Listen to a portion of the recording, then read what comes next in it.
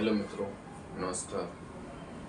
मैं आपका दोस्त एडवोकेट परवेज़। इसमें डिस्कस करेंगे कि आईटीआर जो है वो कंपलसरी क्यों है, क्यों हमें भरना चाहिए, उसको उसके क्या क्या फ़ायदे हैं। आज हम इस पर बात करेंगे क्योंकि आईटीआर को लेकर लोगों के बीच में कन्फ्यूजन होती है और वो अपनी आईटीआर प्रॉपर तरीके से फाइल नहीं करते हैं, या तो करते ही नहीं हैं या प्रॉपर तरीके से फाइल नहीं करते हैं, जिसके उसमें क्या नाम है इनकम टैक्स के नोटिस आ जाते हैं, जिससे उनको बहुत ही ज़्यादा परेशानियों का सामना करना पड़ता है। तो पहले तो आज हम ये देख लेते हैं कि हम जो है आईटीआर के फ़ायदे क्या हैं, हमें क्यों भरना चाहिए आईटीआर। आईटीआर भरने का हमारा जो उद्देश्य है वो क्या है, ऐसा क्या कार्य कर रहे हैं जो कि हमें आईटीआर की रिक्वायरमेंट है, ऐसा क्या कार्य करना चाहते हैं जो कि हमें आईटीआर की रिक्वायरमेंट है। जैसा कि हम आपको बता दें, अगर हम किसी बैंक से या किसी अन्य संस्था से अगर हम लोन लेना चाहते हैं तो सबसे पहले वो आईटीआर मांगते हैं। बिना आईटीआर के कोई भी लोन आज के टाइम पे नहीं देता है। और आईटीआर आप किस तरीके से फाइल करते हैं, उसकी कंपटीशन क्या है, उसकी बैलेंस शीट अगर फाइल है, प्रॉफिट एंड लॉस अकाउंट है क्या है, वो सारी चीज़ें आपकी मेंशन होती है उसमें। बिना आईटीआर के लगभग कोई आपको लोन नहीं देता, ठीक है।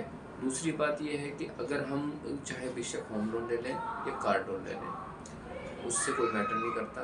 जो भी हम लोन लेना चाहेंगे उसमें आईटीआर की रिक्वायरमेंट होती ही होती है आज के समय में। बाकी जैसे अब हम बाहर जाते हैं, देश जाते हैं, घूमने के लिए जाते हैं, और आज के टाइम पे तो लोग आज का फैशन ही हो चुका है घूमने का, बाहर जाने का। तो जब लोग जाते हैं तो उसके लिए हमें रिक्वायरमेंट होती है वीज़ा की, और वीज़ा लगाने के लिए हमें जो हमारा जो मुख्य दस्तावेज है वो आईटीआर है। अगर हमारे पास आईटीआर होगा तो हमें जो वीज़ा लगाने में आसानी होगी, जिससे कि हमारे पता चल जाएगा कि आईटीआर मतलब कि कितने बंदे की कितना सोर्स है, इनकम ऑफ सोर्स है, कितनी संपत्ति है, क्या है, एक्स वाई है, जिससे कि हमें वीज़ा लगाने में और वीज़ा मिलने में आसानी होगी, ठीक है सर। और उसके बाद में तीसरा पॉइंट है हमारा रिफंड। अगर हमारा कोई टैक्स अतिरिक्त जमा है, जो हमारी लायबिलिटी है उससे ज़्यादा का टैक्स पे है, तो हम जो है आईटीआर फाइल करके उसका रिफंड ले सकते हैं।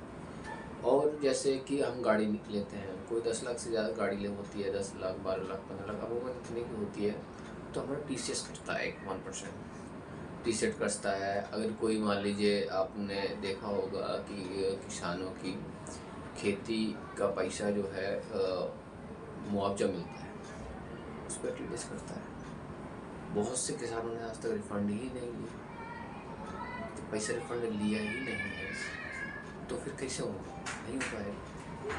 तो यही चीज़ें हैं, सारी चीज़ें कि आईटीआर फाइल करेंगे तभी तो रिफंड मिलेगा, बिना आईटीआर फाइल किए रिफंड नहीं मिलेगा, ठीक है। पाँचवा पॉइंट है हमारा कि इंश्योरेंस।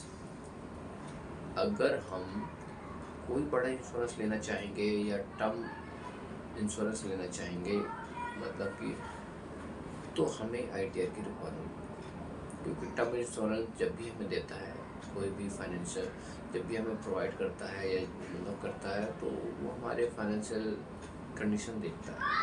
बिना फाइनेंशियल कंडीशन देखे हुए वो हमें टर्म इंश्योरेंस प्रोवाइड नहीं करता है कि हम कितना कमाते हैं और क्या हम उनके जो टर्म एंड कंडीशन की जो किस्तें हैं वो पे कर सकते हैं, नहीं कर सकते हैं, इस वजह। तो इसी तरीके से अन्य बहुत सारे आईटीआर फाइल करने के फ़ायदे हैं, जिससे कि हम आईटीआर फाइल करके मुख्यतः जैसे कि आय प्रमाण पत्र, कि हमारी कितनी आय है, हम ये साबित करते हैं कि ये हमारी इतनी आय है, हमने आईटीआर दिखाते हैं। हमारे आय प्रमाण पत्र बनवाने की रिक्वायरमेंट नहीं होती है अगर हमारे पास आईटीआर है। तो मुख्यतः बहुत सारे फ़ायदे हैं आईटीआर फाइल करने के, ठीक है। और अगर हम आईटीआर फाइल करते हैं तो हम गवर्नमेंट में भी भागीदारी हो जाते हैं टैक्स देने के, ठीक है। तो इसी तरीके से हम आईटीआर फाइल करते हैं, और आईटीआर फाइल करने के बहुत सारे फ़ायदे हैं। सभी को आईटीआर फाइल करनी चाहिए, चाहे बेशक उसकी लायबिलिटी हो या ना हो।